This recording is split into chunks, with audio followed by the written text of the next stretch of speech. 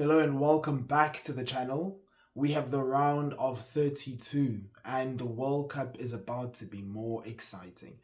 We're into the next round and there have been a lot of surprises. The big boys have been doing big boy things, but there have been some really nice, pleasant surprises. None more so for me personally than South Africa. Um, I really didn't expect South Africa to make it to the next round in this competition, but they're here. Cape Verde have made it out the group stages. That's incredible in itself, right? And so we have a few really good games that we are going to be looking forward to, and also looking back at what we saw at the World Cup this week. So please make sure to subscribe to the channel, like our videos, comment down below, share, turn on your notifications bell, and also follow us on Instagram and on Facebook at We Talk Football 24.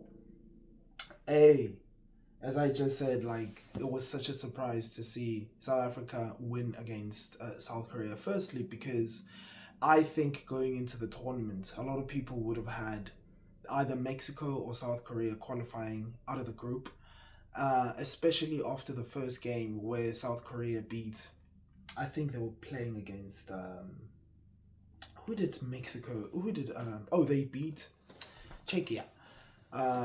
South Korea beat Czechia in the first game 2-1. And after that game, the way South Korea were playing, they were scoring goals, they had some good players, and they had confidence. And after our first game, South Africa's first game, we kind of lost a lot of confidence because it was an awful game to start a World Cup. 2 red cards, and we lost 2-0 to the hosts. But looking back at it now, you've seen Mexico do really well. I think they collected 9 points, so that's really good. And so after those first games, you would have thought, okay, South Korea and Mexico are going to qualify at the group. But we beat South Korea this week, and it was an amazing game. It was a really good game. Also, it was just a good game to watch. So as a neutral, you would have enjoyed the game. I know it finished 1-0. There weren't many goals, just the one from Tapelo Masego, my namesake. So that was very cool. And if you watch the game, it was quite open. Both teams created chances. South Korea hit the crossbar. And I think South Africa, when they could attack, they were poised. They attacked well. They created chances of themselves. And so I think the chance that Tapelo Masego actually took to score the goal, it was quite reminiscent, it was just how the game was flowing in itself. It was back and forth, both teams attacking, defending well, creating chances. And it was like, who's going to crack first and who's going to get the goal first? And South Africa did, so I'm happy about that. Next game is against Canada. I think that's a winnable game. I know Canada are the hosts. They beat Qatar 6-0 in the group stages, but they're gettable. They lost their last game, and I don't think it's crazy to say that South Africa can beat Canada. I think South Africa definitely can win that game, but let's see. It's going to be tomorrow at 4 a.m. Hopefully, I get a really good night's of rest and I wake up early and on time to watch the game. The other surprise has been Cape Verde. I mean, look, they drew all their games, right? They collected 3 points out of, all 3 games. So they qualify for the next round. They'll face Argentina in the next round. I mean, it's football, right? So you never really know what's going to happen. But I think Argentina will qualify and will get into the last 16. And so, but Cape Verde has been a really good story of the tournament. Vozinha and his first game against Spain, the amount of saves that he's made, having his mom come to the World Cup and she couldn't be before because of expenses.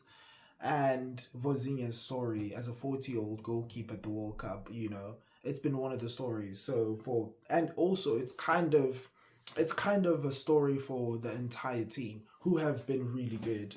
And I think they've kind of charmed a lot of fans around the world. They've taken a lot of fans on their magic carpet Cape Verde ride. And so now they're in the round of 32 for the first time in their history. They might never make it this far again. It's incredible. But if you followed the African qualifiers, they were one of the best defensive teams. They have a really good defense. They are hard to break down. And so they make it really hard for you to beat them. They won't beat themselves. They won't make silly mistakes. But they will make sure they do their job, and you have to penetrate and beat them. So I think that's really good for Cape Verde and for African football too. And now, going forward into the round of 32, we have some really interesting games. I spoke about South Africa, Canada, Argentina, Cape Verde. I think, I think probably so far, right? I mean, there's still more, games to be played, and the round of 32 isn't set in stone 100%. But I think the best game for the next round, for the round of 32, it looks like it's going to be the Netherlands versus Morocco. Both teams are top 10 teams. Morocco are really good. They solid. They know how to play. They have a good midfield with Bouadi in there. Um, Saibari has been playing really well. He scored 2 goals for them in this tournament, so he's a dangerous threat for Morocco, and he's just signed with Bayern Munich. So I think all those players, the way they've been playing, and it's not just now, but this has been something that they've been doing for a few years now, and and it looks like they have a really good system in place, and they're doing quite well for themselves. But also the Netherlands, like I kind of underestimated the Netherlands squad. The Dutch squad is really good. Look, at the back they have Van Dijk, obviously, but they also have Mickey van der Ven. They also have Denzel Dumfries, um, Mickey van Henkel, a really good. So that's a really good defense. If they had Timber as well, unfortunately he's out of the World Cup, and I don't think he's gonna be. I think he's just going to start his rehab. I think it's the hamstring injury again. And so he's going to be preparing for the next season at Arsenal. But they have those kind of players. They have in midfield Ryan Gravenberch. They have Cody Gakpo. They have Somerville. Um, and they have players that they didn't select as well, right? Like Xavi Simmons. And so, like, you look at their squad and you think, wow, like that's a surprisingly good squad that they have there. Frankie De Jong is such a controller. He's really good in midfield. So that's going to be a juicy game to watch out for. I think the other games to look out for, uh, me personally, Brazil versus Japan.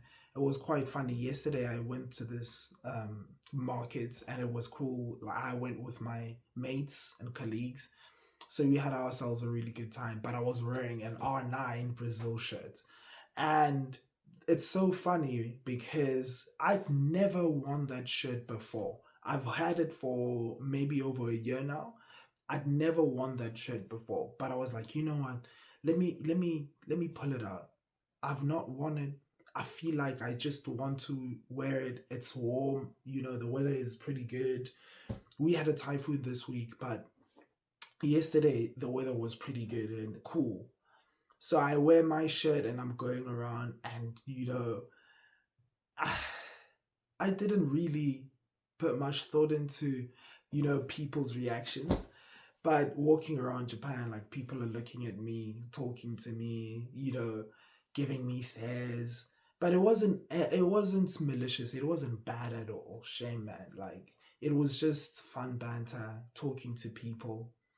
And it was interesting. So I think that Brazil Japan game is going to be very interesting. There's history there also between Brazil and Japan, of course, like political history with, both nations having a good, like, close relationship. There are lots of Japanese people who live in Brazil. There are Brazilians that live in Japan, and it's a historic thing. So both nations know each other well. I do think Japan has a good chance of upsetting Brazil. I watched them play against Tunisia last week, Japan, and I think they played a really good game. They played with good control in midfield, they kept the ball well, and they created good chances going forward. Now, no, it's different opposition. Like, Brazil is way better than Tunisia, but from what I saw, I thought like Japan played a good game, and you can't underestimate them if you're Brazil. And so going into this game and going into this tournament, Brazil have kind of been overlooked. I mean, people are talking about Argentina, Spain, France, Portugal, but no one has really spoken about Brazil, including myself, but they've played well. I think this is the best version I've seen of Vinicius Jr. for Brazil. We always see him play well for Real Madrid. He's led teams to the Champions League. He's won two Champions Leagues with Real Madrid, and he's always performed really, really well for them. But it's never really translated to the national team. And I think the Brazilian national team and Brazilian fans have been crying out for someone to take over after Neymar. And even though Neymar is still there, I think, I mean, he's the most talented player in the squad, but I think currently the best player in Brazil is Vinicius Jr. He makes an impact, and he scored 4 goals in this tournament. So that's something that Brazilian fans can look forward to say, like, Neymar is there. He's been injured. He hasn't been playing, much. And he hasn't done much in this tournament. But, to have Vinicius Jr. play like he's playing, to see the kind of things that he's done for Real Madrid, now he's doing it in Brazil. That's really encouraging for them.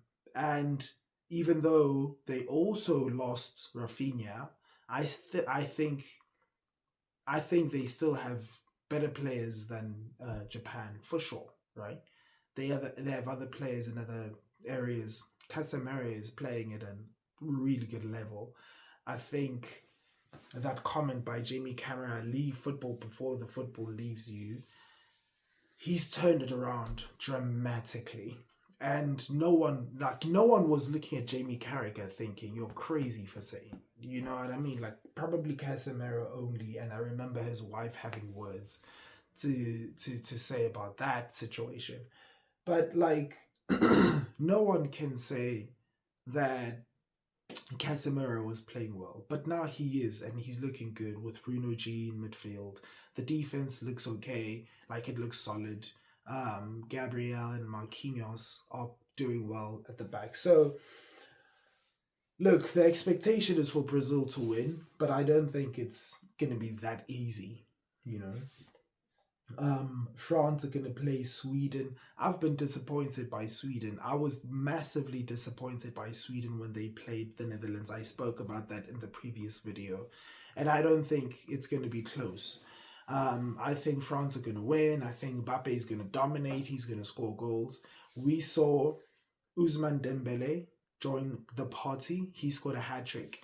But it's a hat-trick, yes, and you can't really take away a hat-trick from someone at the World Cup, you know what I mean? But it's not the most impressive feat at this World Cup. Like, it's not at the same level as Lionel Messi scoring a hat-trick. I think it's not going to have the same kind of impact as Kylian Mbappe scoring a brace. I think that was Mbappe's brace is more impressive than Dembele's hat-trick. You know what I mean? And I'm not taking anything away from him, Dembele, but I just don't think it was an impressive hat trick. It's good. He scored goals. He scored goals, and I'm happy for him. uh, other games to look forward to. I think France are gonna win anyway. Other games to look forward to: Germany, Paraguay. I think Germany are gonna go through, but it's not going to be an easy game because we've seen Germany wobble. I don't think this is the best Germany we've seen ever, but I do think they'll go through. Norway, Cote d'Ivoire. That's going to be an interesting game. I remember a few years ago I said if Erling Haaland is that good, then he'll be able to take Norway to the World Cup and even make it out the group stages at the very least. And he's done that. So I have to admit I was wrong about that. The context of the conversation was um, it was really about Lionel Messi and winning the Ballon d'Or in 2023. So I said Lionel Messi's feat to take in 2022, sorry. Lionel Messi's achievements of taking that Argentina team squad all the way to a World Cup and winning it was greater than Erling Haaland's achievement of winning the treble. Because even though he scored all those goals, they won the treble. I think the team was just poised to get there. Had Pep Guardiola, had all the world class players, Rodri at his best, Kevin De Bruyne was still there doing his thing, Ilkay Gundogan, Ruben Diaz, Jack Grealish, like the kind of players that Erling Haaland at City was better than what the sum of Argentina's squad, and Messi took them, and he was the best player. He had the second most goals. He had the most assists. So I said, if you switched Erling Haaland and you put him in the Argentina team, and you switched Messi and Messi went to Man City, I think Man City still win a triple with Messi this time. I don't think Argentina would have won a World Cup with Erling Haaland in Argentina, and I still believe that. So even though, literally what I said a few years ago wouldn't happen, it happened. And Norway are out the group stages. In the knockouts, going to play Cote d'Ivoire. Hopefully, I'm going to be rooting for Cote d'Ivoire, obviously. Mexico, Ecuador. Ecuador also kind of disappointing. They're not as good as I thought they were. But I'm happy they made it this far. I'm happy for Pierre and Capie. He's an Arsenal boy, so I'm going to be rooting for him. And I'm going to be rooting for Ecuador. And some of the other games have not been kind of decided. Colombia, Ghana. I watched Colombia today, and they thoroughly outplayed Portugal. It felt like the way they were playing. It felt like they were the better team. They had the better players. And no, the amount of stars that Portugal have. The midfield was kind of not there. I wasn't impressed by the midfield's performance. I wasn't impressed by Bruno Fernandes, Vitinha. I wasn't impressed really by Ruben Neves. I wasn't impressed by Joao Neves when he came on. And just the way they played, I can't really see what they were trying to do, Portugal, man. And it's kind of concerning because Colombia is it's a good measuring stick for yourself, and to say, look, Colombia are a really good team, but they're not the best. But they'll give us a good test. Let's see how good we are in this game. Can we win this game? Can we play well? And they didn't. They didn't. Colombia were actually the better team. I actually think Colombia deserved to win. They scored a goal in the 92nd minute. Quintero crossing in a ball from a corner. It was from a corner, but they played it to where Quintero could cross it from the edge of the box. And Davinson Sanchez headed it, scored a goal, and they said it was offside. I don't think it was offside. I think Colombia should have I think Colombia should have won. They should have been given that goal and they should have won. And they thoroughly outplayed Portugal. So if you're a Portugal fan and you're looking forward to the next, the knockout rounds, you have to be concerned by how Portugal would play. Ronaldo didn't play well today. I'm sorry, but he was quite non-existent. And this is the thing that I've always said about Cristiano Ronaldo, is if he doesn't score goals, he doesn't make a great impact. His impact is just goals. He doesn't, connect the ball. He doesn't play. He doesn't get involved. And a few times today, he lost the ball quite loosely. He's always just looking to score goals. Like, he'll just shoot from a very awkward angle. It's like, why would you try that? Rather recycle the ball and play. And so, like, if you're Portugal, you should be a little bit concerned about the performances. They were not good at all today. So, yeah, I think Colombia are going to be a dangerous team. I think they'll win against Ghana. Unfortunately, I think that, but I'm going to be rooting for Ghana, obviously. Egypt, Australia, that's going to be an interesting one. I don't know who's going to be out. Australia have made it. I think this is the first time in their history they've made it to the knockout stages. But Egypt are a great African team. We know that. They're one of the best, if not the best African team of all time. They've won the AFCON multiple times. But then they've never been a really good World Cup team. I don't get it. I don't understand. It's like Antonio Conte. He's great at winning leagues. He'll win the league with Juve, Napoli, Inter. He'll come to England and win a championship, win the league with Chelsea. And then when it's time for him to wear his big boy pants in the Champions League, it's just like, this is not the same manager that is dominating these leagues, right? So it's the same thing with Egypt. So yeah, the knockout rounds are set. Very, very interesting. Hopefully, I'll be able to get up to watch South Africa play against Canada. I think we can win that game, but let's see how it goes. Anyway, it's been good. I'm going to watch the next game, Argentina versus Jordan. I don't know what's going to happen there. I think they can rest. Messi, he might play, but you don't want to risk injury, or you do want to give him a rest. And so let's see how the game pans out. Thank you very much. Please make sure to like, comment down below. Let us know what you think. Turn on your notifications bell. Follow us everywhere on social media, on Instagram and on Facebook at We Talk Football 24. Hey, now the tournament heats up. The knockout stages. Cheers, awareness.